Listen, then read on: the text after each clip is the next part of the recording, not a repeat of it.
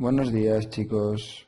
Hoy vamos a seguir con el tema 10, más concretamente con semejanza de triángulos. Y como siempre nos vamos a basar en un ejemplo. ¿Pensáis que puedo saber la altura de este edificio conociendo la altura de una farola y su sombra a las 2 de la tarde y sabiendo lo que mide la sombra del edificio a las 2 de la tarde también? Pues sí, se puede hacer utilizando la semejanza de triángulos. Vamos a ver primero qué es la semejanza de triángulos o dos triángulos semejantes. Dos triángulos son semejantes cuando son proporcionales entre ellos. Por ejemplo, tengo este triángulo negro y este rojo y el otro azul.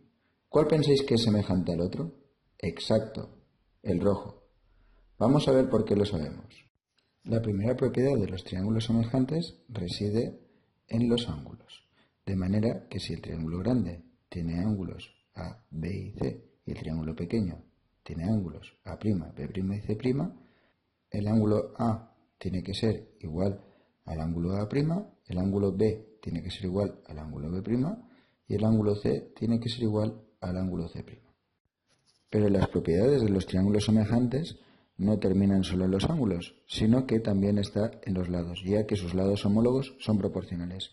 ¿Qué es un lado homólogo? Un lado homólogo es el que en dos triángulos semejantes está situado en el mismo sitio. Por ejemplo, los lados de color rojo, que tanto en el triángulo grande como en el triángulo pequeño están ubicados en la parte de abajo.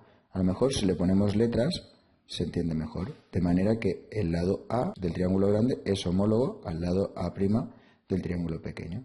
Y, como ya he dicho al principio, estos lados son proporcionales, de manera que A dividido entre A' es igual a B dividido entre B' y es igual a C dividido entre C'. Esta división tiene un nombre específico que es la relación de proporcionalidad de los triángulos semejantes.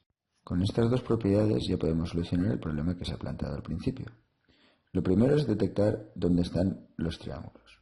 El primer triángulo lo encontramos al unir el extremo más alto del edificio con el extremo de la sombra y el otro triángulo lo encontramos al unir el extremo más alto de la farola con su sombra. De manera que nos quedan dos triángulos rectángulos, porque el ángulo que se forma entre la altura del edificio y la sombra es de 90 grados y el ángulo que se forma entre la altura de la farola y la sombra también es de 90 grados. A su vez, esta sombra está tomada a la misma hora en los dos casos.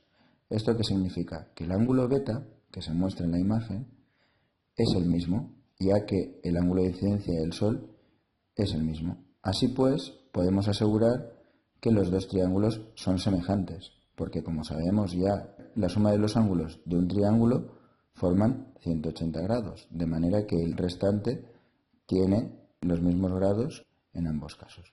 Si lo superponemos, vemos claramente que un triángulo es proporcional al otro como se muestra en la imagen. Al quedar demostrado que los dos triángulos son semejantes mediante esos ángulos, podemos calcular la relación de proporcionalidad entre sus lados, viendo que la sombra del edificio, que es 5 metros, dividido entre la sombra de la farola, que es 1,5, es igual a la altura del edificio, que es lo que queremos saber, dividido entre la altura de la farola, quedándonos una ecuación de primer grado que todos sabemos resolver. Pasando el 4,5 que está dividiendo la x, multiplicamos 5 por 4,5, que es 22,5, lo dividimos por 1,5 y obtenemos que 15 es igual a x. ¿Aquí hemos acabado el problema? La respuesta es no. No nos podemos olvidar nunca de las unidades, de manera que x es igual a 15 metros. Una vez terminado el problema, damos paso a el reto de semejanza de triángulos. En el vídeo se muestra que tenemos un triángulo rectángulo formado por 4 piezas.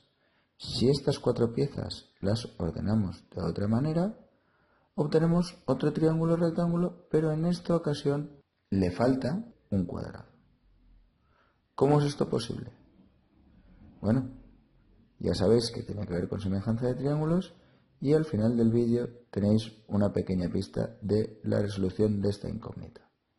Como siempre, lo primero que haremos en clase será resolverla y hacer ejercicios sobre semejanzas de triángulos. Nos vemos en clase.